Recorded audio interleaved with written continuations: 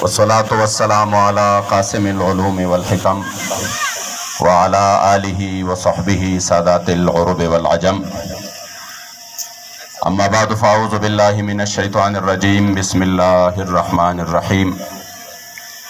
قال اللہ تبارک وتعالی فی کلام المجید وفرقانہ الحمید هو الذي ارسل رسوله بالهدى ودين الحق ليظهره على الدين كله ولو كره المشركون صدق الله مولانا العظيم وصدق رسوله النبي الكريم الأمين وقال رسول الله صلى الله عليه وآله وسلم أنا خاتم النبيين لا نبي بعدي صدق رسول الله صلى الله عليه وآله وسلم ہزار ہزار علم درس تاکہ ہر آن محبوبہ ہزار ہزار عالم درس تاکہ ہر آن محبوبہ لگے لگے کڑم شنصیب میں دا ایمان محبوبہ دا کائنات جملہ ذرے کمی روح نکڑی رب ہر نفس قسم پر رب تا قربان محبوبہ ازل نتر ابد ہر دم دا رب دا علم پشمار وید تکرار پڑیر تعظیم دا حق بیان محبوبہ او دا محبوب دا کسے خورے ما تپور تا دل عرشا دا محبوب دا کسے خورے ما تپور تا دل عرشا ہم پدے قسمت نازیگم ہم پدے مجن تیری گی او دا جمال کمال نوبت یہ چھ دا عرش پبام غگی گی دا حغے دلبر لہجرہ اندرون ظلم خگی گی او یا رسول اللہ استاد ظلف و خوشبوئی چشو سرگندہ استاد ظلف و خوشبوئی چشو سرگندہ معطر دماغ فردوس کے در ادوان شو او داستا عشق و محبت او داستا منا دا محمد امین مذہب دین و ایمان شو او دل میں تا دلبر میں تا جانان میں تے روح میں تا جگر میں تا او جان میں تے او زما مشک و عنبر نشت بے لتانا زما مشک و عنبر نشت بے لتانا مشک میں تا عنبر میں تا ریحان میں تے او نمی درشت بے لتان نمی دارشتا درد میں تا دوا میں تا درمان میں تے او ستا پا منک میں دین و ایمان اولید یا رسول اللہ ستا پا منک میں دین و ایمان اولید دین میں تا اسلام میں تا ایمان میں تا او ستا دا مخ پا صفحہ ستا پا تعلیم للم پیر میں تا استاز میں تا قرآن میں تا او دا محمد امین زلطا پا منگل یوڑو شوق میں تا او ذوق میں تا درمان میں تا نصر جھکا کیجئے نمو چھپا کیجئے اور ستمگر کی نظروں سے نظریں ملا کیجئے ہم اگر 2 دن کم جیے تو اس میں حیرت کیا ہم ان کے ساتھ تھے جو شمع جلا کیجئے اور ہم سوئے حشر چلیں گے شاہ ابرار کے ساتھ قافلہ ہوگا روا قافلہ سالار کے ساتھ یہ تو طیبہ کی محبت کا اثر ہے ورنہ کون روتا ہے لپٹ کر در و دیوار کے ساتھ اور اے مظہر ہم بھی سنیں گے کوئی نعتِ رنگی گر ملاقات ہوئی شاعر دربار کے ساتھ شوق و محبت سر درود شریف ہوا ہے ومن سراپا محبت سرا اللہم صلی علی سیدنا و مولانا محمد و آلہ و اطرتہ بعدد کل معلوم لک صلاة و سلاما علیکہ یا سیدی یا رسول اللہ وعلا آلکہ و اصحابکہ یا سیدی یا خاتم النبیین تشریف فرما نمال کھنڈوی جن زما دیر قدردان علماء کرام مشایخ اعظام بالخصوص تحریک لبیک یا رسول اللہ قائدین محترم ددغی ڈویژن امیر محترم المقام پیر طریقت رہبر شریعت جناب حضرت علامہ مولانا محمد رضا خان صاحب قادری دامت برکاتہم و فیوزاتہم علینا اور کثیر تعداد کے پسٹیج باندھے تشریف فرما تحریک لبیک قائدین ذمہ داران کارکنان در علاقے علماء کرام دا بہر نراغلی درانا علماء کرام دا تحریک لبیک یا رسول اللہ قائدین کارکنان محبین دا کلام او دا مضافات و نراغلی زمادرانا او قدردان مشران او کشران انتظامیے زمارونا طولو تا پا جمع باندے السلام علیکم ورحمت اللہ تعالی وبرکاتہ کلام ډیر مناظر لیدلی دي او ډیر بوینی او تاسو خیالي چې کله انسان په دې بازار باندې راننوځي یا مخکې نه را رواني نو د خلکو سره په ګاډو باندې ډیګونه وي او په هغې باندې دا ډي جے ساؤنډ سسټم وي په هغې باندې ګانې لګولي او څوک په ګاډو کې دننه ګډېږي څوک په بایکونو د پاسه ګډېږي څوک بهر ګډېږي او دا په دې لارو باندې تېرېږي زمونږ تورسرې میندې خویندې وي او دکانداران هم وي څوک یې چې اوري په شوق باندې هغې م اوري چې څوک یې نه اوري د مجبورۍ نه هغې ته هم دا چې کوم دی دا خبرې او دا ټول هر څه دا اورېدلي کېږي زه وایم د کلام دا خلک څومره خوش قسمته دي زه پرون 2 ځله داسې لاړم د دې ملګرو په وینا باندې څه ملاقاتونه و د دې کلام د ملګرو سره زه 2 ځله بازار باندې تیر شوم او ما 2 پیرې ګاډي ولیده چې هغه د هغې بازار باندې را روانو او په هغې کې زمونږ کارکنان ناستو او هغې نه ګانې لګولې وې نه ډول او سرود نه بل څه الحمدلله د هغه ځای نه د لبیک یا رسول الله په نارو باندې روانو نو دا درو دیوار خو به ګواهي ورکوي دا اوږدې اوږدې ونې به ګواهي ورکوي دا د دې کلام دا ځمکه به ګواهي ورکوي چې څه خلک داسې هم راغلي وو چې په یو داسې دور کې چې خلکو دلته صرف فتنې او فسادونه راوړي دي الحمدلله تحریک لبیک دلته داسې د امن پیغام راوړی دی د حضور د عشق او د وفا پیغام یې راوړی دی چې انشاءالله دا برکات به الله کریم جل جلاله د کلام د سیمې سره شاملی که خیري د دې د خاطره به الله په دې باندې خوشحالۍ راولي د دې د خاطره به الله په دې باندې امن راولي ځکه چې چرته زما د محبوب ذکر کیږي هلته د خیر او د رحمت فرښتې راځي او چې چرته د خیر او د رحمت فرښتې راځي هغه خلکو باندې الله اطمینان او سکون راولي او هغه خلکو باندې الله پاک خوشحالي راولي د هغې مالونو کې الله پاک برکت اچوي دا د لبیک برکت دی چې دوی سیاسي میدان ته هم په داسې انداز باندې راوتلي دي چې د الله او د رسول په کرم سره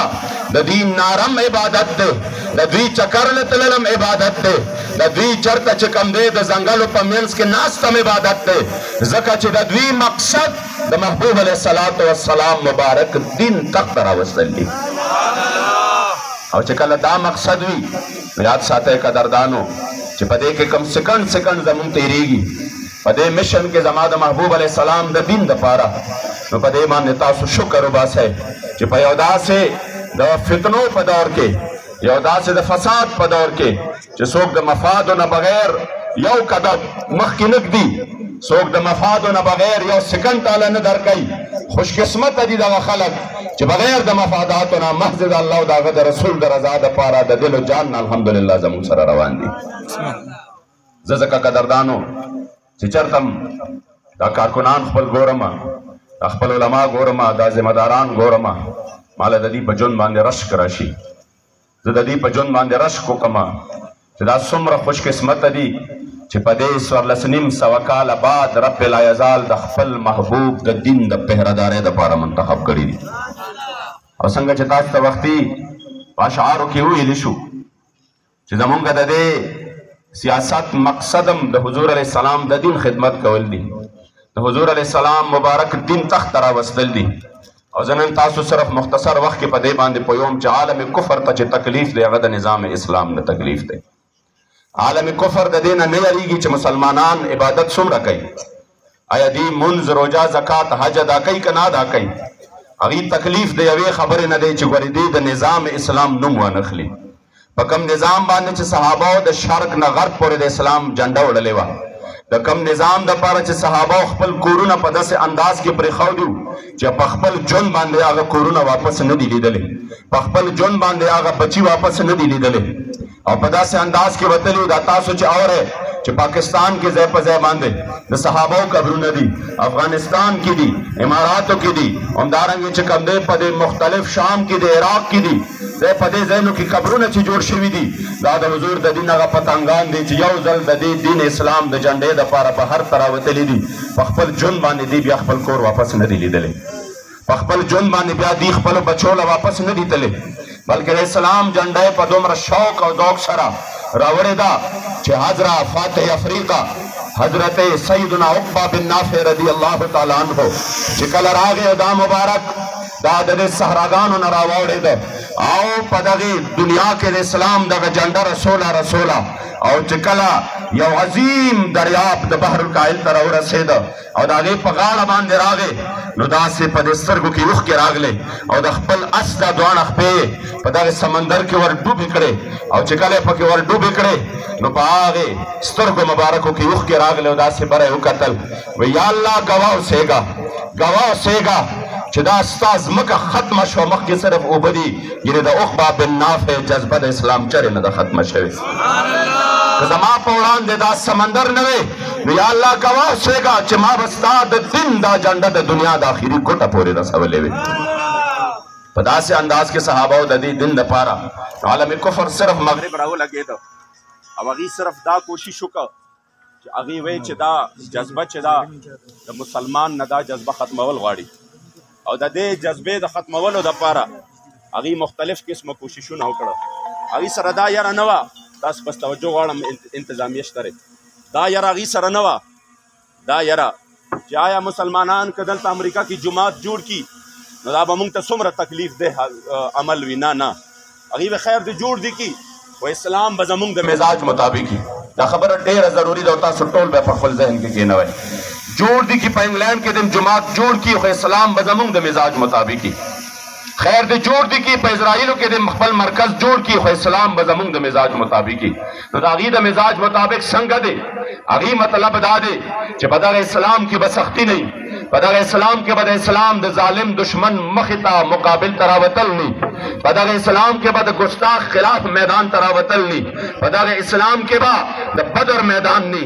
دغه کې به احد نی دغه کې به خندق نی دغه کې به د کربلا میدان ته تلل نی دغه کې به د اسلام دپاره په سینه باندې ګولۍ خوړل نی دغه کې به د ظالم مخې ته د حضور د دین دپاره راوتل نی بس کوي د تاسو عبادتونه کوئ پروا نشته زمونږه مونږ به مرکزونه دلته هم درکوو خو چې کوم د اسلام اصل روح دی د هغې نه به تاسو چې کوم دی څه کېږئ منکر کېږئ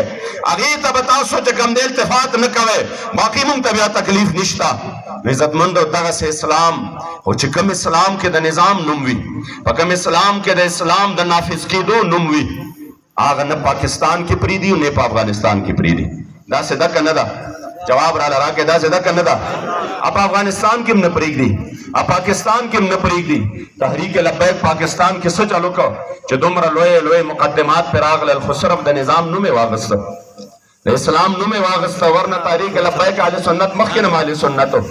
خلکو به وایي چې کوم دی دا څه دي دا پرامن دي دوی هېڅ قسمه چاته څه وایي نه خو د هغې پرامن مطلب دا نه و چې دوی د ظالم مخې ته خپل سر ټیټ کړي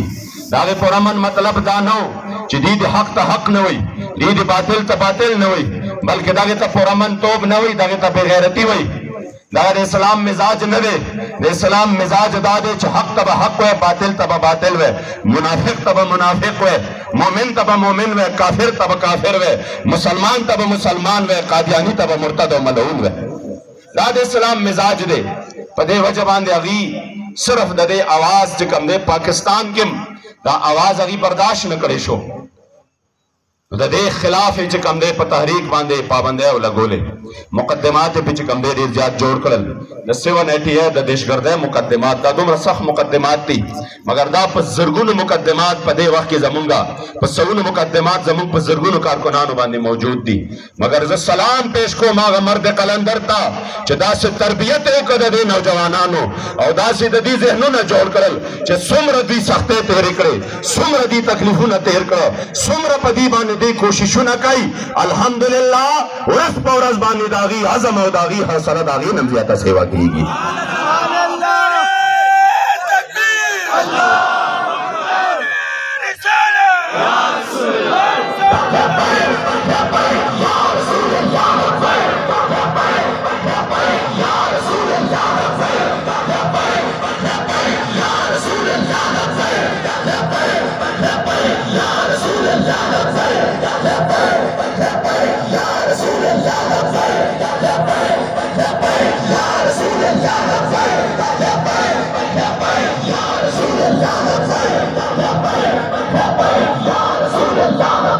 ځکه قدردانو هغې د دې جذبې د ختمولو لپاره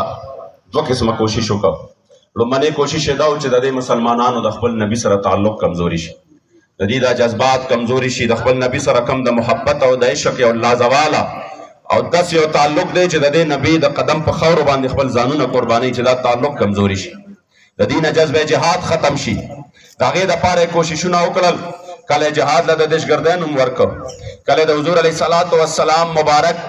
د ذات او د صفاتو خلاف داسې خلک را پیدا کړل چې منبر باندې کېناستل او زما د محبوب په بې عیب او بې نقصانه ذات کې عیبونه او نقصانونه لټول شروع کړل ګوره د امتي د یو ادنا امتي د هغه څه حیثیت دی چې هغه راځي د خپل نبي په علم کې خبرې کوي